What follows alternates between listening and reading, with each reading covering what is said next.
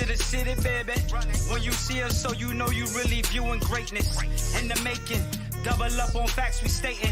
Podcasting, cruise control, city, state, the nation. So what you saying, what we saying, prime information. Facts, keys to the city, we unlocking the statements. Streaming every Friday. And ladies and gentlemen, we are back. Clovercrest Media presents Keys to the City. We are streaming on all social media platforms at Keys to the City. So follow, subscribe, like, or comment for Keys to the City. What a crazy, crazy time it is for the NFL. It's past December. It's crunch time. Joseph Aguirre, just come on in. I don't even need to introduce you anymore. You come in whenever you want, buddy. Just remember, and I just finally got to know that you have a ponytail, and it looks very nice. Well, thank you. I appreciate that. My wife hates it. Oh, no. So I keep it. Decisions. There's so much going on in the NFL season right now that we have to find a way to just find a couple of topics to talk about. That's how much is going on in the NFL. Remember, ladies and gentlemen, we are still in week 12 because there is a game going on in 2 hours, believe it or not. And then they got to play at 3:40 because the tree lighting for Rockefeller is going on later. So it's just crazy. We're still in week 12, but we're going to start with Big Blow. We're going to get into later on the quarterback and head coaches combo that we were talking about Sunday. We're going to continue that as well. And then who is right now the scariest quarterback receiver combo in the NFL? Good luck, because all three of us have to pick one. Because I have stats to back them all up. It's going to be tough. But let's start off with Big Blue. We thought this would be one of the easier wins for the Giants in this final month of the year. It ended up becoming one of the tougher ones and one of these situations that we're not used to as Giant fans. This is going to be the first time in a long time that the New York Giants are going to have a backup quarterback, most likely starting against Seattle. And this is where I want to bring back the great number 10, Eli Manning, Captain E, because we all took Eli Manning for granted. We always wanted to bash him, loved him, whatever you want. Ted, I remember you wanted to go rip his head off at times. But this is where Eli Manning's legacy as a Giant quarterback and in NFL history really needs to stand out, because his greatest strength was always staying on the field. We at one point a couple of years ago talked about, was it his greatest strength, one of the Giants' weaknesses, because we never got a chance to see a backup quarterback. Now, all of a sudden, we move over to Daniel Jones, year two, and guess what? Has 2 injuries in both his seasons, both leg injuries. Now, why do I always talk about the importance of availability? Because of situations like this. And now we're going to truly know just how valuable Danny Dimes is, because I know we've been talking about him throughout this entire season, and we've given him up and downs, but now we're really going to see just how valuable he is, because they are going into a tough stretch with him possibly being out multiple weeks. So you see this, Ted, you saw the injury. Thank goodness it wasn't serious, but he is going to miss some time, and you really don't want this, especially when you're in a division race, a 4-team division race, that you maybe need at least 1 or 2 wins to get into the playoffs. Just come in and chime in, whatever you want to say. I know you've been waiting. You see that, and it's frustrating. Listen, I agree with what Mr. Henderson said. Listen, I don't believe the Giants are going to win another game with him, with the backup quarterback. Listen, most teams don't win games with their backup quarterback. Very few do, okay? Mm-hmm. You know, I had a buddy of mine at work the other day, and he's like, who the hell is this guy with Colt McCoy? They're just awful. And I'm like, Colt McCoy? And I'm know who Colt McCoy was? Not really. And a lot of people don't. Some people don't know who Colt McCoy is. Unless you're really an intuitive fan who knows the history of Texas football, and you know that he played for the Redskins the last couple of years and had a devastating injury 2 years ago. Mm-hmm. And listen, how many people really knew Eli Manning's backup the last 16 years? Not many people. Was it Alex Tanton? Listen, you knew every backup quarterback. I did. You want to play that game? You want to go year by year? You want to go David Carr? You want to go Geno Smith? Who else? Davis Webb, Kyle Valletta. Underestimate though. But when did you really, Joe? When did you really need to know him? You know what I'm saying? No, you didn't. No, I understand. Look, I understand what you're saying, and you're exactly right. No, we didn't need to know it because that guy was never going to play. That guy wore a headset and a hat. Now, if he was lucky, he got to hold the clipboard sometimes. So, yeah, this is a different scenario altogether for us Giants fans. I'll say this, too. You know, look, the Giants could be on a 7-game winning streak right now. That's the reality if you're looking. I mean, this should be the end of the 7-game winning, or this could be the end of the 7-game winning streak. You're playing a tough team in Seattle, but I know everybody's quick to just, Seattle's going to destroy the Giants. Has anybody watched Seattle play recently? Things really haven't been going as well as I think everyone. Been playing well. Everybody assumes Seattle's playing great. You know what Seattle's really struggled with lately? Tough defenses. So to think that the Giants don't have a chance because they're starting Colt McCoy, well, the Giants, you could have said didn't have a chance because they didn't have Saquon Barkley. And the reality is, look, you got to play with who you have. Of course. But everybody's doing it. You know the difference between having Daniel Jones and Colt McCoy is 7 points because that's what the spread is. It would have been early. I heard it was only going to be like +4 Seattle, but now it's +10. And that's the difference of Daniel Jones. He's worth a touchdown. And especially where this team is, you could tell Daniel Jones in this team. And he was starting to get in a groove. And the dynamic of his ability to move in the pocket. And Joe, you're right. The Giants defense is physical. They're tough. I don't feel like the Seattle will be able to run on them. Their biggest thing would have to be passing. But here's the thing. We have one of the best corners in football this year. Bradbury, again, this week only gave up 2 receptions. I can't wait for that match. For 15 yards. So he's going to have to go against DK Metcalf. And we know what type of players. If you didn't watch Monday Night Football, he tore up Darius Slay, who's one of the better corners in the league. So, listen, with that all being said, I think it's going to be really tough for the Giants to go into Seattle and without Daniel Jones. Now, can they do it? Yes. I still have faith in my team. There's no fans. But there's also a realistic thing to say, listen, your team is not as good as the backup. That's why when we talk about these things, there's teams in the league that don't even have real good starting quarterbacks. Just look at the Bears. Just look at the Jaguars. It's not like everyone. I mean, even Dallas Cowboys. I mean, Andy Dalton, you thought was a viable backup quarterback, even a starting quarterback. Really, how good is he? And I know the Cowboys stink. The thing with this is Colt McCoy is going to have to play a flawless game for the Giants to have an opportunity. I don't think he's going to need to because the running game is getting the go. All he has to do. Think about when Matt Moore had to step in for Mahomes for a couple games last year. The weapons around him and the team around him. Right. Well, again, listen. So I think you're only as good as the weapons that you're providing for your backup quarterback. If your backup quarterback has the same garbage tools your starter does, probably not going to go well. Because even Daniel Jones struggled this week because here's the thing. It's not that Daniel Jones struggled. Let me correct my statement. The receivers on the Giants are not that explosive to get open sometimes on 1-on-1. So, you do have those passes where Daniel Jones hits Evan Ingram down the sideline. Phenomenal catch, phenomenal throw, but it had to be phenomenal because the defender was right on him. There was no separation. The question will be, can the Giants do enough to beat Seattle? I mean, because here's the thing. If you watch Seattle realistically the last couple of weeks, their defense has played much better. Much better compared to where it was the first 8 weeks of the season. Look up statistically, they have played much better. Now, the Giants don't have an explosive offense. So I think the realistic game is you're going to look at what the Eagles did this week. Same type of game plan. I mean, we'll talk about this game later on in the week. We'll talk about it because I just think the timing of this injury. Oh, you couldn't have asked for a worse time. And a hamstring injury is one of those things that can nag you. So you ever had a hamstring injury?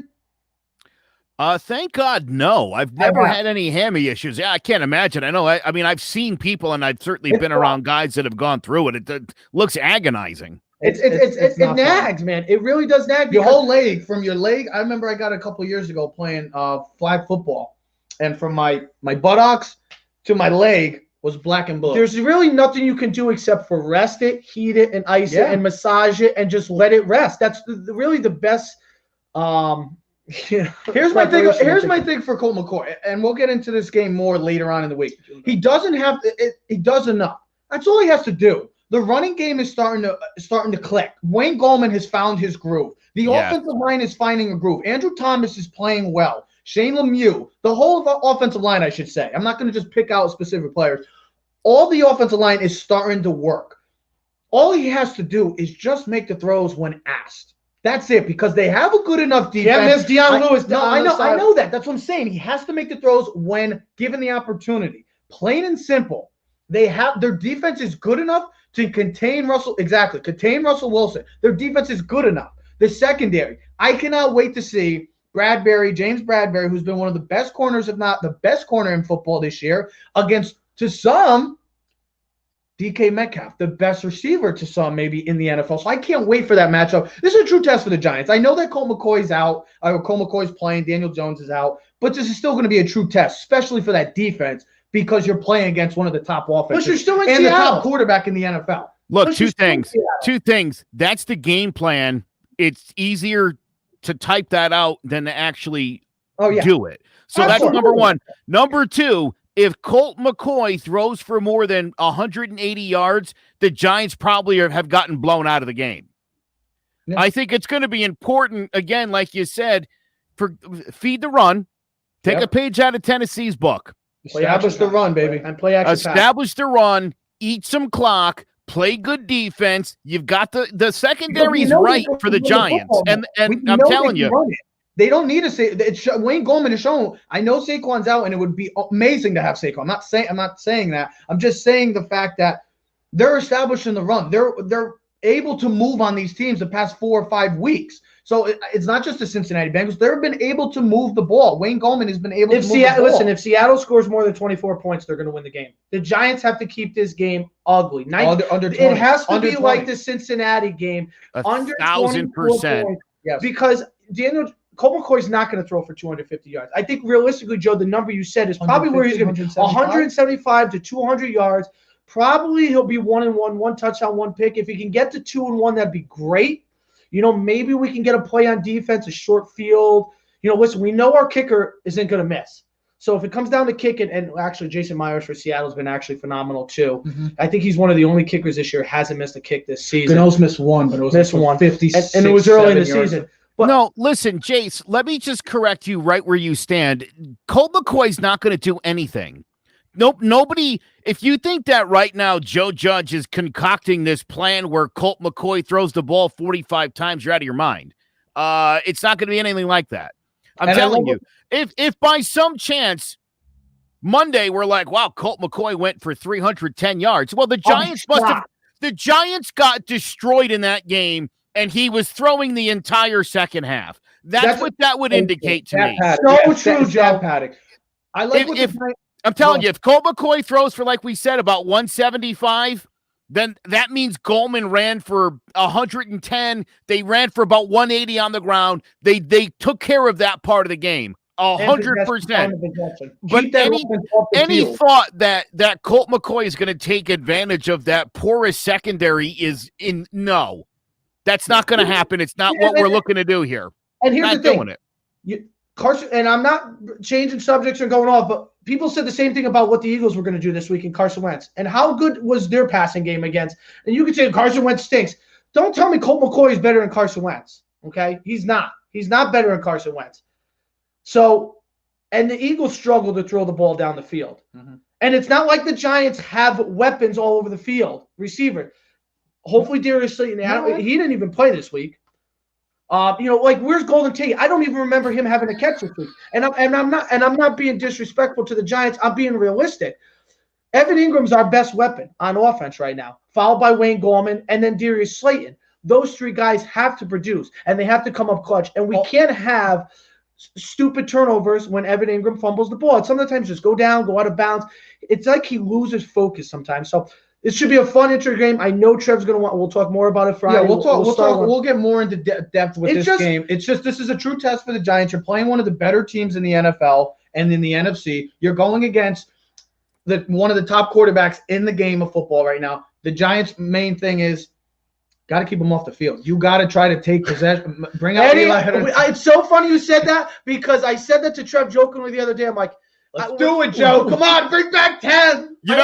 Hold on real quick, Teddy. When I saw that, I was like, oh, come on. And then I thought, well, yeah, maybe. Why not? Hold on. It's a different offense. And I will say this, and I'll let Trevor finish this. This is what Joe Judge said the other day in the post. Judge laid out a prerequisite before a player can return from injury. That can a player make the injury worse by playing, and can he protect himself on the field if he does play? Right now, those answers will come back as yes and no, meaning yes, he can make the injury worse, and no, he can't protect himself because you saw that throw. He literally couldn't move. He looked like he couldn't move. It was a struggle for him to throw the ball. All I want to finish up with a couple things is I like what they did. They brought in Joe Webb as a scout team quarterback just to get a feel of what they're going to deal with Russell Wilson, because we know Russell Wilson loves to make when he moves. That's when he's almost – I think Wilson is at his best. He is moving around, and then it becomes 7-on-7 football. And a couple other things. Just don't ever underestimate what Eli Manning brought for us, because we're seeing it in 2 straight years, our quarterback with leg injuries, that he's going to be out, and we've never dealt with it. Eli wasn't going to have leg injuries because he wasn't running. Right. Eli got killed. Let's not say, oh, no, because he didn't move. I get that. But he got killed in the pocket a lot. I'm having fun with you. I know, but the man never got hurt. So all Giant fans, I know we take Eli for granted, but we really shouldn't, because out of every other team, maybe other than the Packers, the Chargers, and the Patriots, we never had to worry about having a backup quarterback or dealing with a quarterback out. Just remember that. Now we got to deal with it. We hope that DJ comes back as soon as possible. We'll get into more depth with this game. And I'll just say one thing. How funny is this, Joe, that a couple of weeks ago, we're bashing Daniel Jones, and not really bashing, but just how he's played. We'll see how valuable and now, 3 weeks later, we're like, damn, I wish Daniel Jones was still on the field. And now you think about what the value he really does bring to this team, even though he's not where we want him to be yet. He's getting there, and they're winning games. And we know that if Daniel Jones was on the field this Sunday, they would have a much better chance to win this football game. I think realistically the Giants have a 20% chance to win. I think if Daniel Jones was on the field, 50-50. Who would have thought, at least where the Giants are playing? Who would have thought that in week 13 we'd have, for the 4 quarterbacks in the NFC East right now, we'd have Colt McCoy, we have Carson Wentz, we have Andy Dalton, and we have Alex Smith. 2020 just keeps on being weirder and weirder.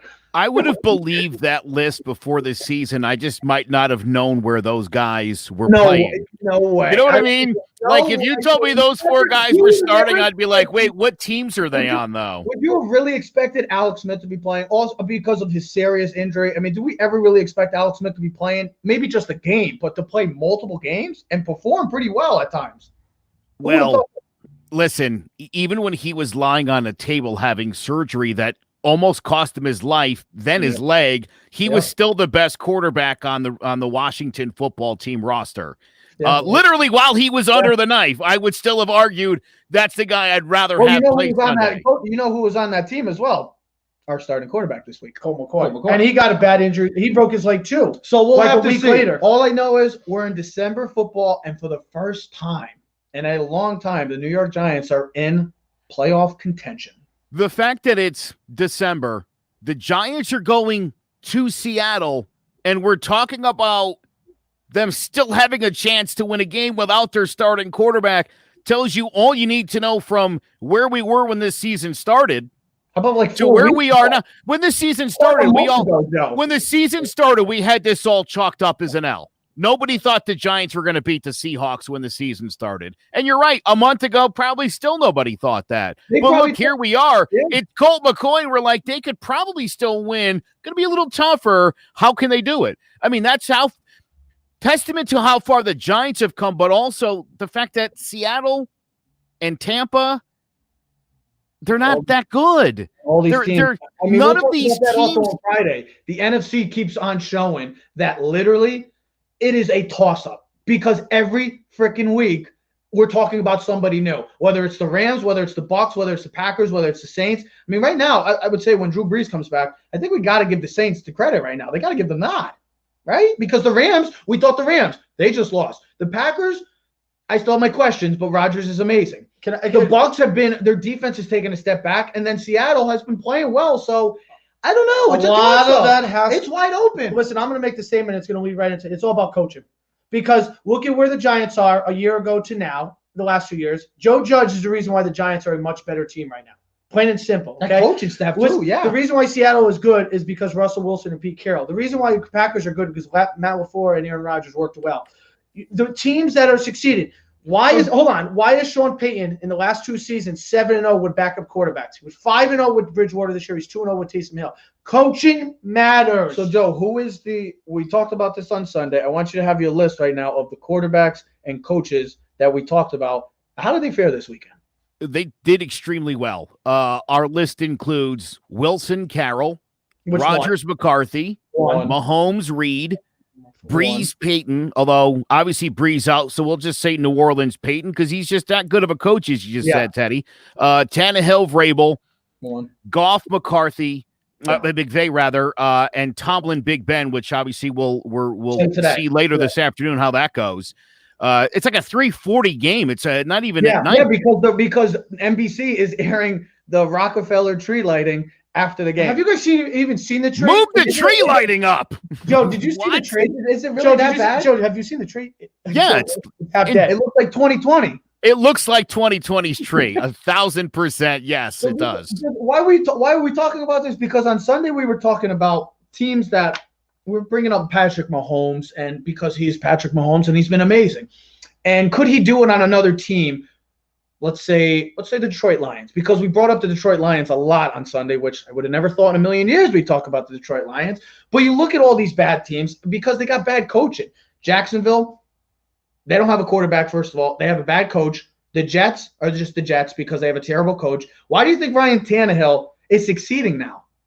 Tannehill was with Miami with Adam Gase, right? Oh, it was Tannehill's fault. Well, look at Tannehill since he's come in with Tennessee and Vrabel. No, don't just say Derrick Henry. His numbers were just as good at one point with Patrick Mahomes early on this season. I know that Derrick Henry is starting to, since he's come to Tennessee at 345. Thank you, Rob.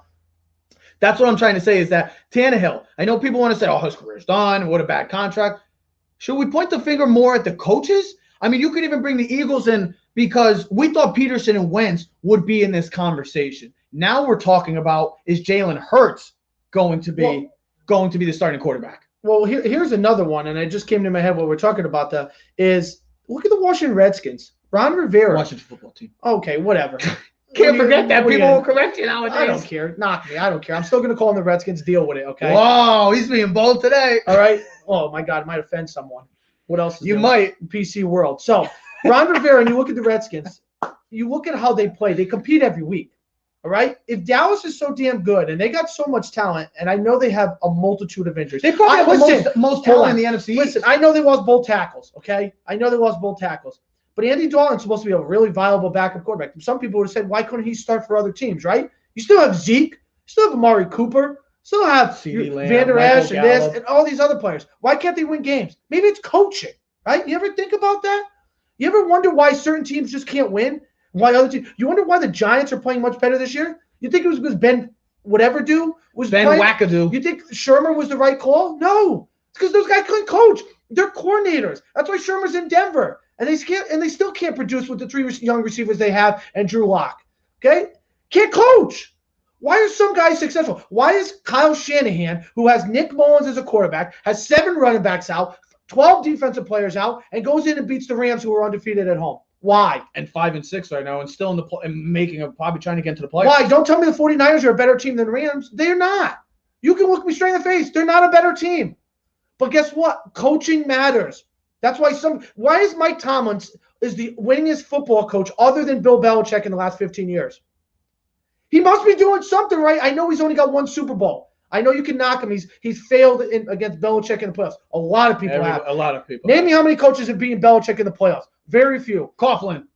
No, that was in the Super Bowl. Vrabel, biggest game. Vrabel, John Harbaugh, and Andy Reid. It's like 3. You got nothing else to say. Certain coaches win. How are the Patriots still competitive? They don't have a legit receiver. They have no tight ends. They change running backs every other week like I'm changing underwear. They had 12 players sit out because of COVID. And what's what? The Patriots still play well. I was going to bring that up because, I mean, I don't think coaches get enough credit. And we always like to give the quarterback all the credit when they're doing well. Well, the coaches have to have some say. And that's one of the main questions that's been going on this entire season. Would Brady or Belichick have the same history without each other? It's such a tough question. No, they wouldn't. It's not. It doesn't take anything to think of that. Go together. If anybody else had, is it showing right now? Is it on display in Tampa? Are we seeing it right now? Like Brady's having great stats, but every week it's like, oh, Arians and Brady going back and forth. It's like the ego issue again. No, it's not. So it wasn't for Bill Belichick. Belichick knows how to use Brady on certain things. He knew when they were playing a certain team and Brady would throw the ball 20 times and they'd run the ball 50 times and they'd run double time. But hold on, because remember the playoff game against the Colts when Garrett Blunt? And what they do, they ran the football for like 200 yards. Brady didn't need to throw the ball down the field. I don't see Bruce Arians doing that in a playoff game, knowing that he could have the advantage to let Ronald Jones. It's like if they don't run the ball well enough in the early, he gets rid of the game and he just goes to the pass. Belichick does it. He puts his team every week in the right position. That's what the right coaches do. Bruce Arians has a system, and he's going to stick with it. It doesn't matter if the peg doesn't fit. He's going to force it in there because that's what he does. It's either going to work or it's going to fail. Joseph? This list, by the way, 5-1, and they'll be 6-1 after the Steelers take care of business later on. Frank Cuesta just made another great point. They got to be on the same page. Well, how you're going to be on the same page? If Andy Reid's got the book, you're going to get on his page. Yeah, it's important that the guy who's got the original page has a page that makes sense, so the other guy can get on it. The quarterback it's as simple as that. Extension of the head coach. He's literally supposed. Here's your right hand, the head coach. Here's your left hand, the quarterback. They're supposed to come together. I will say one last thing, and I'll make you at your point. You used to knock Seattle and Pete Carroll for getting rid of all those big-time players on the defense in Seattle, right? And who did they value most? Russell Wilson. And guess what? Those players gone and went, and see you later. How successful have they been? Guess what? Seattle and Pete Carroll and Russell Wilson just continue the train moving forward, and they just win games, okay? Even with losing all those defensive players, coach and quarterback, hand in hand, work well together. My parking lot is fine in the back. Who's that, Kevin Smith? Parking lot is fine in the back? I'm confused.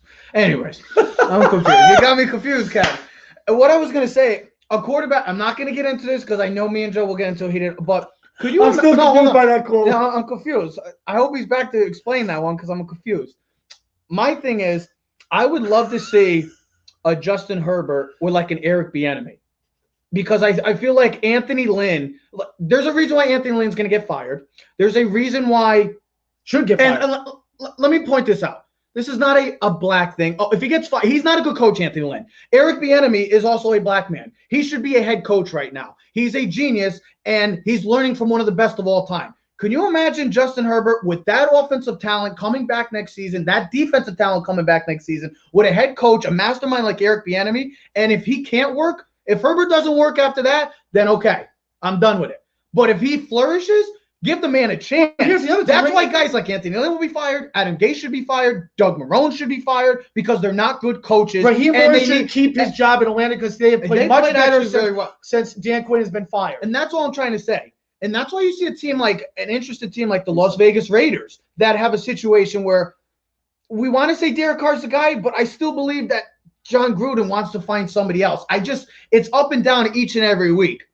Like, that's the problem with the Raiders. I would have never thought that was going to happen last week. We all thought the Raiders were going to destroy the Falcons, but that's what happened. It was. I know, Joe, you've been out big on the Raiders this year, and that was amazing. Joe, I can't believe you just posted that. I had to. But this is when we get to these subjects and we're talking about this. There's a reason why certain teams every year are in the playoff race because of the coach quarterback. We've talked about this because you and me and Joe have had arguments outside of this show about Justin Herbert. Listen, I think he's the real deal, but finding the right coach to fit the personnel, because you got Keenan Allen who leads the league in reception, you got Joey Bosa, Melvin Ingram, you Austin Eckler, you Henry. Excuse me. You're all over the place. You're like, shut up. Okay. Sometimes I speak. He's lewd as you can you shut up? That's what I tell you. Sometimes Relax. I speak too fast for my brain. What else is new? That's why I got in trouble in school, because I speak too fast. But that's why when we talk about Deshaun Watson, that's why when we talk about Justin Herbert, that's why when we talk about Tua and Joe Burrow and putting the right coaches around these players, and then also about putting the right talent around the quarterbacks. Okay. Joe Burrow's successful, but look at his three receivers. I mean, they have first round. AJ Green, Tyler Boyd, John Ross. I mean, all first round talent guys that can play well. Yeah. I mean, Justin Herbert has players. You can't play well if you don't have talent around you. You can only be as good as what is surrounded. And Joe, perfect example of that coaching situation in the Chargers. Justin Herbert throws the Hail Mary. Okay, they look like they're going to go score.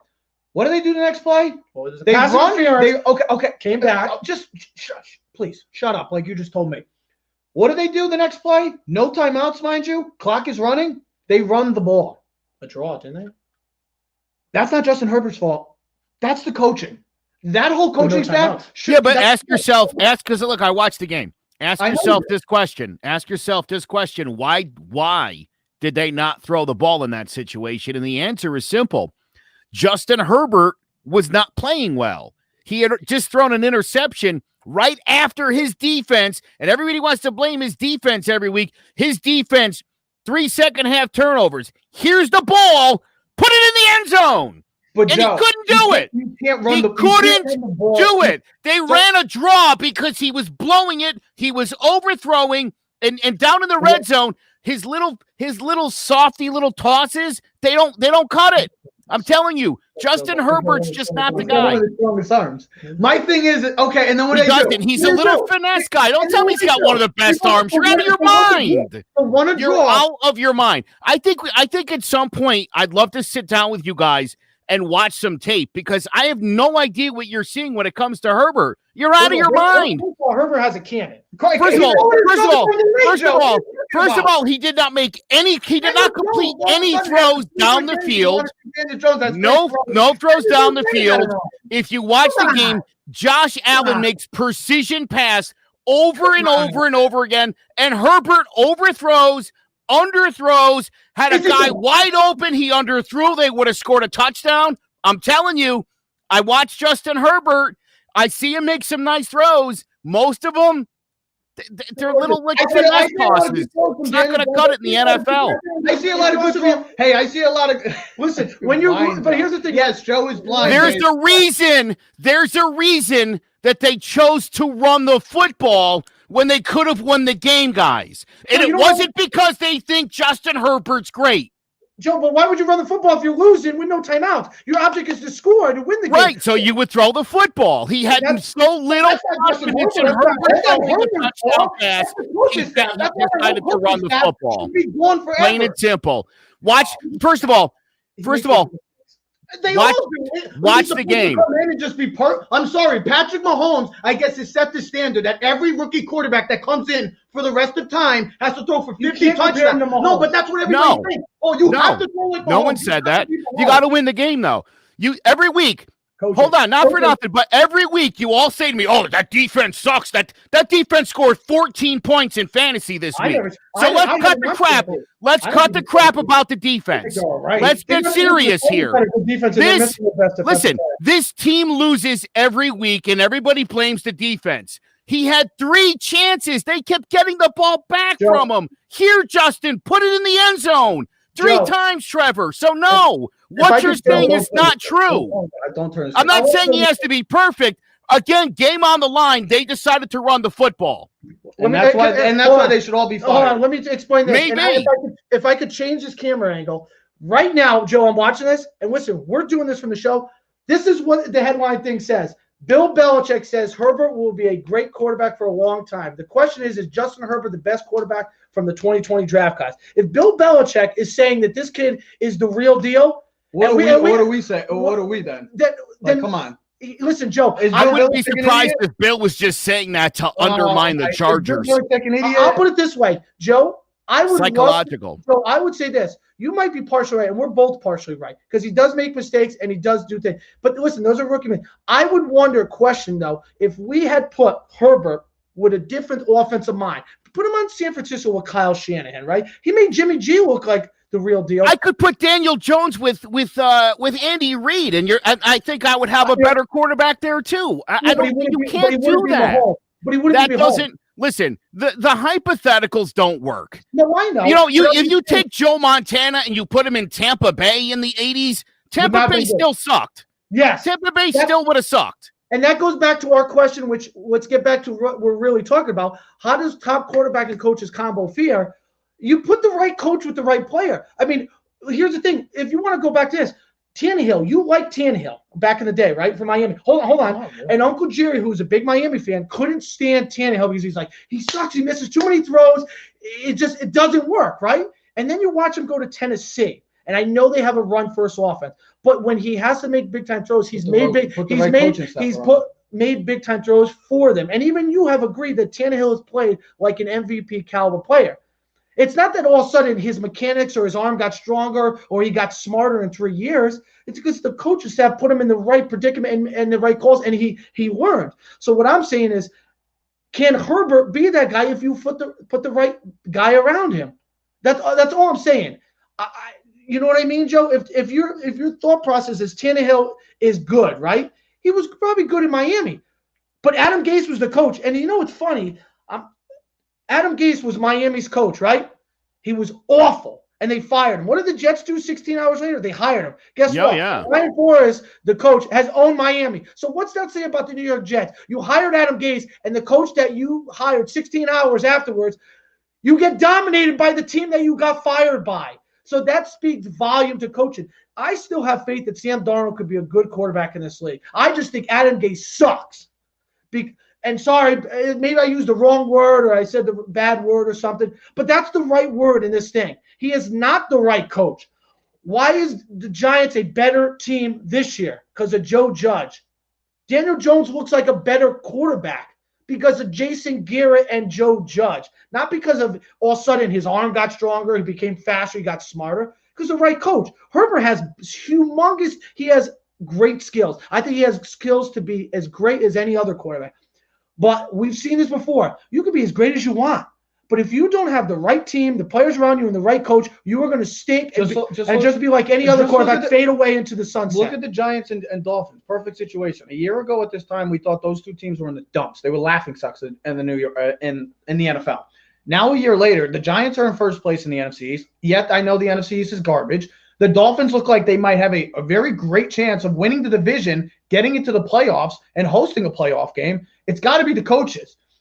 If the Chargers can find, and I know we keep talking about the Chargers, but if they can, and it just all revolves around this question, if they can find the right coach to surround him with Justin Herbert, like an Eric Bieniemy or something like that, and if it still doesn't work, then it doesn't work. But if it does, that's what I'm waiting for. And I want to see Anthony Lynn and that coaching staff is not good. And not to interrupt again, Joe, and I'll let you finish it off. Remember when we talked early in the season, you love Josh Allen. You had him as one of your top MVP candidates, right? And I like Josh Allen too, all right? But I think Josh Allen has a lot of flaws, and we've seen that realistically. And Justin Herbert, I think, is a much better passer than Josh Allen. I think Josh Allen's a better athletic quarterback. But he wins games, and it's not because of him. It's not because he's throwing for 300 yards and 3 touchdowns and no picks. Sean McDermott, since he's been hired there, has made the Bills from a laughingstock to a productive winning program, and they're just winning games. And because of coaching. You know, if you just switch those quarterbacks, Josh Allen and Herbert, you wouldn't know really the difference. Same size, both big, athletic, strong arms, can make all the throws in the world. But why is one guy 2-7 and why is one guy like 8-3? You know what I mean? Is it because the other quarterbacks? If you compare the stats, Josh Allen's stats are not as good as Herbert's. But why is one team 2-7 and the other one's 8-3? I think because of coaching. Sean McDermott and the offensive team. I mean, I don't think the Bills had better. Could you imagine if Jared Goff? Do you think Jared Goff would be as good if he didn't have a McVay? I don't think so. I don't. I think he outperforms his skill set. Yeah, 100%. That's what I'm trying. Like they need to find the right. Oh, listen, the right coach makes a difference. Unfortunately, this isn't an NFL where you're going to get time. You're going to get other coaches and other teams to give you a flyer. It just doesn't happen in this league. I'll make this point because this will be the easiest way to explain this. We've had this conversation. I've had a million people say this. If the Giants had Phillip Rivers and the Chargers had kept Eli Manning, the Giants would have won 8-9 Super Bowls or some nonsense. Some nonsense as the story goes. We know that's not true. Fact of the matter is Phillip Rivers had better weapons, better defenses, more talented, and a pretty good coach for a lot of that time in Marty Schottenheimer. So what was the problem there? Was it Phillip Rivers? Was it something else? Meanwhile, the Giants had Eli Manning, not the sexiest quarterback in the league, not a guy that put up huge numbers, but a guy who was effective. And this is why I've been saying for weeks, you and I had that big fight the other day that no one knows about, Trevor, where you suggested I said that Daniel Jones was a great quarterback. No, what I said was Daniel Jones is a perfect fit for Giants football. Mm-hmm. And he brings that Jeff Hostetler where he can run the ball. It's a whole new element to the running game that everybody else in the NFL, except for the run-first Giants, utilize, which blows my mind because everyone else is doing it. By the way, I love the fact that Giants ran a couple of trick plays early in this game. Yeah. Some gimmicky stuff. Everybody's doing it. You got to show it at least. So kudos to there. Coaching makes a huge difference. We get that. Okay? There's things you can teach and there's things that you can't teach. My only issue with Justin Herbert is he's made a career of coming up short in big games against the best competition. He did a little bit in college. So yeah, he did, right? And again, it's no knock on Justin Herbert. He's a great guy, but I don't see him being at that next level. Let's see if they get the right coach, and like Trev said, if you can only hope, and you can only hope it happens while he's still young, before a new regime comes in, cleans house, and decides, nah, you're just not the guy. Because you're right. Look, for as great as he's supposed to be, they lose every single week, and you can't blame. You could blame coaching, you can blame the defense, you could blame him a little bit too. It's a combination. It's always a combination of everything. It's just easy to point the finger at the coach. And when you start losing a lot, you forget how to win. It's hard to win, and when you do, it's hard to continue to win. That's why great teams are hard to find because it's hard to win in this league. If there's a reason we're talking about the Giants' first 3-game winning streak since 2016 and not their first 7-game winning streak since 1990 or whatever. You know what I mean? That's the difference right here. You're right. The Giants, when the season started, I've been saying this for the last 2 years, they can't finish a game. Well, guess what? The last 5 weeks, they're like, all right, we can do this. The first 2 didn't go so well. The last 3, like, oh, we got this. Remember that feeling when you walk off the field? And we like that. We're doing that again. And it feels good to see the Giants the past 3 weeks finish games, where they haven't in years, and they started off the season not finishing games. I'll tell you too. Those previous 2 games reminded me of like Mariano Rivera blown saves. The kind where I always say this, I could live with those kind. You know what I mean? You could live with that loss. Like, that's the game plan. We were right there. Mariano came up, gave up a homer. You lost that game. I can live with that. The 2 games before the Giants' 3-game winning streak were games where like, ooh, Mariano gave up a home run. So I knew we were knocking on the door of, can we just finally start nailing these down? They're doing it. Huge test this week. We'll see. We'll see how good this team is without being at its best. By a long shot. Yeah. And huge week for the Giants. It kills the momentum. And this what kills the other. And Joe, you said it before a week ago.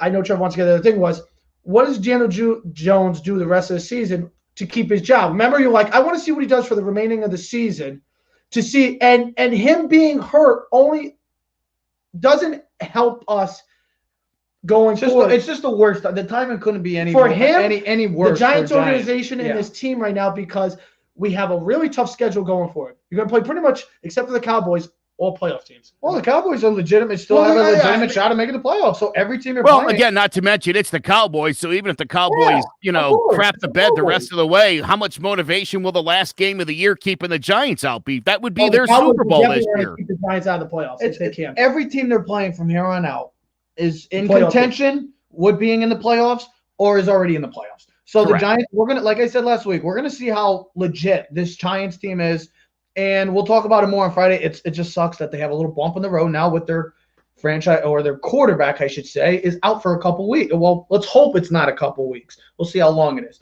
Let's move over to quarterbacks because there's some really great duos in the NFL right now. But who is the best right now? And the 3 we have are pretty much the 3 best quarterbacks in the NFL this season. And with the exception of DeAndre Hopkins, probably the 3 best receivers in football this season.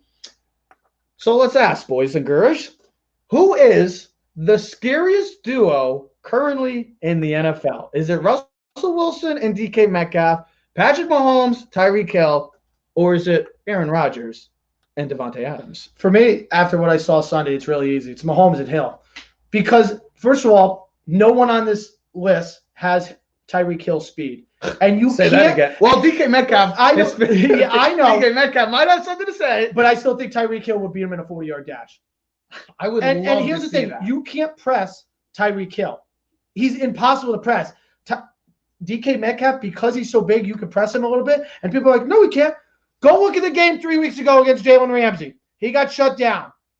Tyreek Hill is unstoppable when he wants to be. You can't stop speed. If there's anything I've learned in football since I played from 8 years old to 22 years old, there's nothing you can do about speed. You could be the biggest guy in the world. Doesn't mean a difference. Speed kills. That's realistically, that's why they look for guys who fly at 4.1 and 4.2. That's why Henry Ruggs got taken as the number 1 receiver, even though he wasn't the best receiver, because he was the fastest man to come out of the draft. Plain and simple. You can't account for speed. Tyreek Hill's speed is unlimited. You have to double coverage him at all times. And when you got a quarterback in Mahomes that can throw the ball anywhere you want on the field with any hand, left, right, sideways, and just take the ball and throw bombs, they're unstoppable. And I'm not knocking Wilson and Metcalf because I have them both on my fantasy team. Okay? I have none of these guys. I have none of these guys. But Mahomes is the best quarterback in the league, and Tyreek Hill is the fastest guy on the planet. And there is no. Did you say the planet? I think some world-class track stars would have something. He to ran say. track too. By the way, the Raiders have a first-round monopoly on speed guys who didn't work out in the NFL. That sometimes speed's great. You can't teach speed. I can't teach 4-1 speed. I can't. No. But I can teach hands. Exactly. But not to everybody. There's a reason why a lot of those guys does the best job of going to play the ball in the. I can show you a catch in the playoffs last year in double coverage. Remember, near the end. What he does is amazing. His ability to move his body that's great. He's the rare exception of the speed demon with good hands. I don't know that, but I don't know that when I think of top hands guys that I think of Tyreek Hill. I just don't. I know. But that's not to say. Look, anybody on this, there's no wrong answer to this list. Absolutely not. No. I just don't talk so much to make my point. Oh, yeah. No, I love that. I guess if I had to take them, I'm going to go with, I might surprise you with this, Rodgers Adams. And I just think because of how long they've been doing it, the fact that he's basically done it with just Adams and virtually no one else for the most part, and consistently gets it done. If I had one game and I had to put it all on the idea that my combo is going to win it for me, that's probably the one I would pick. It's super close. You're not wrong, Joe. And that's why when Jay said Herbert, Allen, Murray, Jace, we could have had a bunch of combos. Absolutely. But Herbert and Allen are not on this list. Sorry. Herbert. This is a list of really good quarterbacks. Allen and Diggs is not. Stop. Murray and Hopkins would be the only and here's one the thing: if Hopkins was on Houston, those two guys would be on that list right now. Deshaun Watson and that's not a quarterback receiver duo. I guess he didn't pay attention. I guess he wasn't paying attention. No. Hold on. I think this is great. Real quick, Jace. It's a scary duo without a quarterback, which is great because end of the week we're actually going to talk about who is the biggest weapon in the NFL that is not a quarterback or a receiver. And I think it's a pretty obvious answer. Did you see his next question? It's not a question. Did you see what he just put? Is Martinez? Yeah, baby. I love it. My thing, Joe, I'm going to agree with you. I like Aaron Rodgers and Devontae Adams. You know Devontae Adams? You knock all the time when I say Adams. No, Devontae Adams is nasty. I get he's nasty, but can he stay on the field all the time? And I know what he does when he's on the field. He already has 908 yards. He also has 11 touchdowns. 58 catches. He averages the most per game receiving yards, 100. He's missed 9 games. He's missed 2 games. So can you imagine his stats? He'd be the number 1 stat guy, probably with touchdowns, receiving yards. This guy has missed 2 games, and he's at 900 yards. It's fascinating what Devontae Adams and Aaron Rodgers do together. It's magic. It's like all 3 of these guys. It's literally one of the hardest questions to pick because all 3 of these quarterbacks have been amazing this year. It's going to be 1, 2, 3, probably MVP voting. Those 3 will be the guys. And then all 3 of these receivers, with the exception of DeAndre Hopkins, are probably the 3 best receivers this season. You can't go wrong with this question. Mahomes and Hill is hard up. Marky D agrees with me. Mahomes is the difference, and that's why it's him. It is tough to go against Mahomes and Tyreek Hill because we saw Mahomes what he did in the first quarter. Tyreek Hill had 207 yards in the first quarter against Tampa Bay. Joe, he's on pace for 1,000 yards. It's unfreaking real what he did in that game. It's like me and Trevor Fantasy. But Roger, but Wait, how many Super Bowls has Mahomes won? Say this, and I bring it. Hold on. The only is the longevity. I do agree with you that their longevity, the connection is unreal. Hold on, Joe. What was the question? How many Super Bowl wins does Mahomes have? Just the one, right?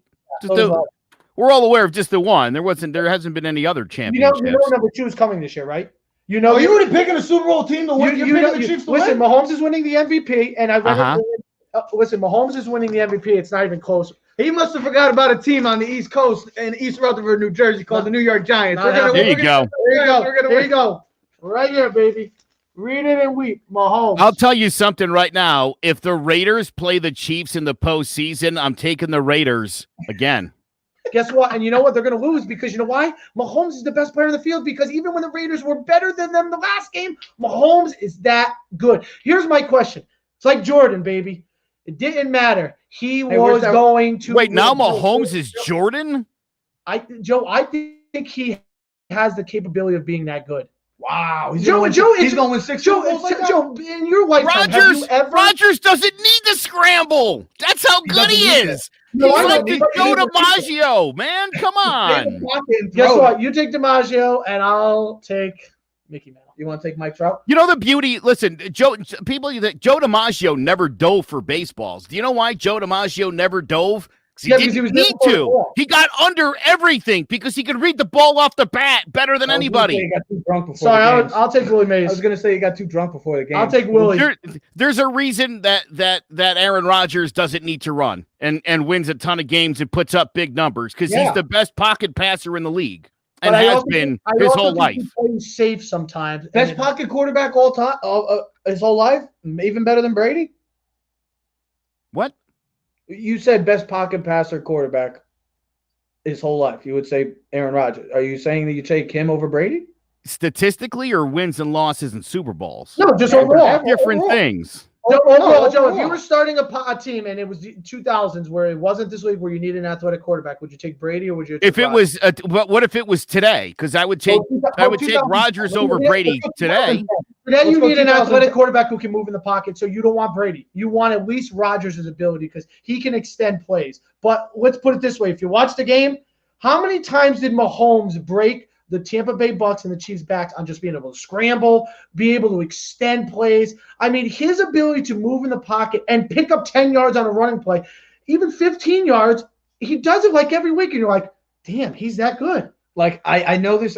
He is the LeBron James. You don't have to tell me how good Mahomes is, but again, I'm not going to call him LeBron. Like, that's insane. Joe, LeBron's been doing it for like 15 years. Mahomes has been doing it for 10 minutes. Cut the crap with that. If you want to put one team and one player on your Showtime game of the week, Mahomes and the Chiefs would be the number one team you would put on. Not Brady and the Bucks, not Russell Wilson. It would be Mahomes. No, it'd be Daniel Jones and the Giants. Stop with your stupid talk. Mahomes is the most watched guy. It's just like on Christmas you're Day, right. the Lakers are on the primetime game. You're right. 17 years later, LeBron James is the biggest star in the NBA, and it doesn't matter if Steph Curry's here and Giannis. That's why LeBron plays a primetime game, because he's still the stud. Sorry, why do you think they put Mahomes at 4 o'clock against Brady? It was Mahomes. You take Aaron Rodgers' career, I'll take Brady's career. We'll see how we fare. I'm going to take Mahomes' career. Well, I was looking at that question. Sorry. I mean, to say you would take Mahomes' career, I mean, it's like. I mean, Mahomes' career, his first 2 seasons, damn, that's long. I know it's this long, but it's a great start to a career. It's quarterbacks would dream to have the career that he started with. Joe, he's only getting better. He just said he just learned how to read defenses after the Super Bowl. Oh, well, listen, I'm not disputing how good he is. I'm saying I'm gonna wait at least another season before I put him in Canton. Okay, maybe 5 more. No, it does. I can't wait till Herbert succeeds, but Holmes is the greatest quarterback in NFL history. It'll be exciting. I mean, we always do talk about Mahomes' greatness, and I'll finish up with this. You do realize the weapons that he has is probably unlike any other team in the NFL, maybe other than the exception of the Buccaneers. With the running backs that he has, he has the best tight end in football right now. I mean, the guy's 3rd in receiving yards. What was this thing you sent me on Instagram about Mahomes the other day? About his stats? What, the only quarterback with 450 yards, 3 touchdowns, no picks in games. Remember you sent it to me on Instagram? I don't remember. He already had almost as many 450-yard passing games, 3 touchdowns, and 0 picks as. No, that was Justin Herbert. I think it was Justin Herbert. I'm not sure. I have to look. It's Mahomes. It's Mahomes. Just remember, because he just threw for 462 yards. He was unstoppable. You just have to remember. We can't say. Listen, we can't say. Joe, do you realize Mahomes they should have 2 Super Bowls already under his belt. Yeah. If Clark doesn't go off sides, they beat the Patriots. They win that Super Bowl. They crush the Rams in the Super Bowl. They'd have 2, and they'd be going for a 3-peat. And we'd be talking about a dynasty. They would have crushed the Rams. They played them that year, and it was 55-51. I think it would be a much better game because the Chiefs were just on a roll. And I think when you talk about Mahomes, just look at the last year's playoff games. They were down multiple, and every game they were down multiple. I just don't know if Rodgers or other quarterbacks in the league could have done what he did. Now, listen, he is also a product of his system. He has one of the best coaches in the league, and he has the most talent. And that makes a huge difference because I said it last week, and I'll say it again. Mahomes would not be Mahomes if he was on the Chicago Bears or the Lions. So it is nice to play with superstars. Just like Magic Johnson. He went to the Lakers and the number 1 pick and had James Worthy and Kareem Abdul-Jabbar and Pat Riley as a coach. And Magic Johnson became who he is because of the surrounding players, not because – Hey, it does help. I mean, it's always a good thing to have that. It's good to be. Listen, it's like our show. It's good to not play. When we added Joe to the show, it only added another great element. Don't give him more. Come on. You're right, Teddy. You're right. But don't give Joe, him he's more. not going to say. He said it the other day when we were leaving. Oh, Joe, you know I'm only breaking your stones, but don't give him more. He said when we added Joe to the show, he goes, it really adds another element. The guy's got a show. ponytail now. I mean, he's got a nice beard. Come on, you're giving him more and more credibility now. Jesus. Keep feeding it, baby. Keep feeding it. You're feeding it. Oh my God. Listen, I know Mahomes is great. I don't mean to suggest he's not. I just like to wait till the guy's been in the year for in the league for 4 years before I start crowning him the greatest at anything. Well, you're right. Look, I love Andy Reid. Credibility, Jace. I love Andy Reid.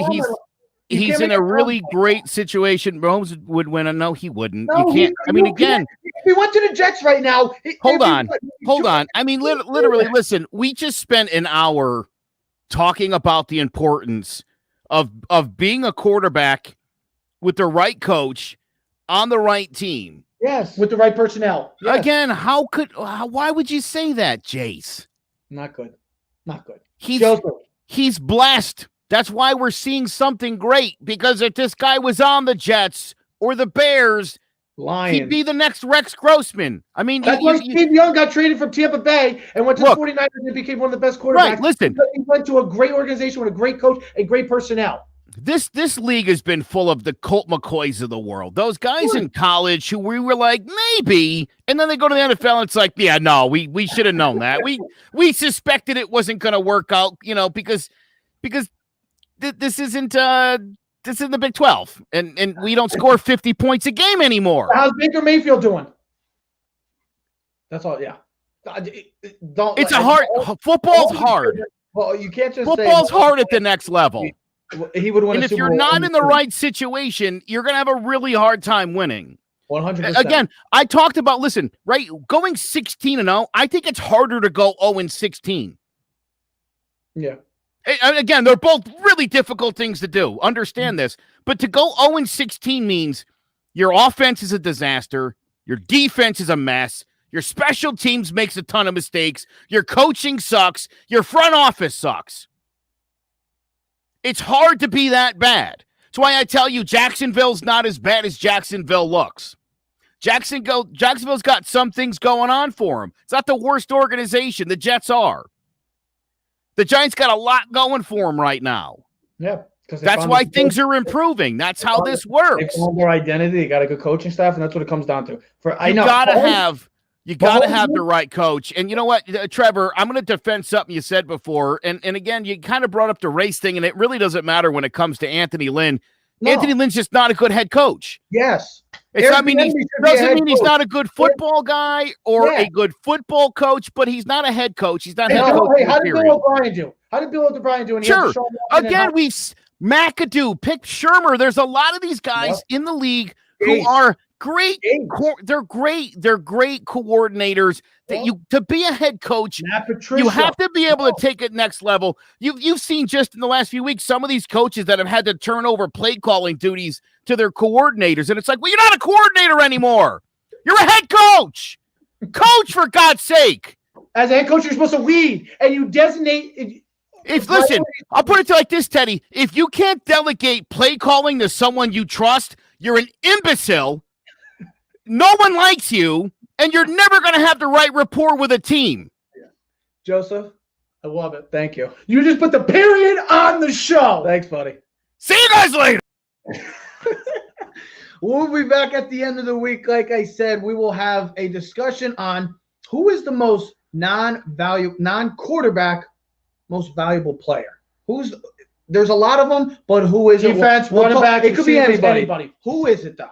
We might have a name in mind. We'll tell you on that on Friday. Also, Big Blue, a big matchup against going out west against those Seattle Seahawks. Russell Wilson. We'll see how that Giant team looks this week. We'll preview it all this coming week. We are Keys to the City. We are everywhere, I should say. Spotify. I don't even say Spotify anymore. We're on Spotify, iTunes. We're everywhere. Subscribe, like, comment, share. Keys to the City. Clovercrest Media presents Keys to the City. We are out. Yeah. Keys to the city, baby. When you see us, so you know you really viewing greatness in the making. Double up on facts we stating. Podcasting, cruise control, city, state, the nation. So what you saying, what we saying, prime information. Facts, keys to the city, we're unlocking the statements.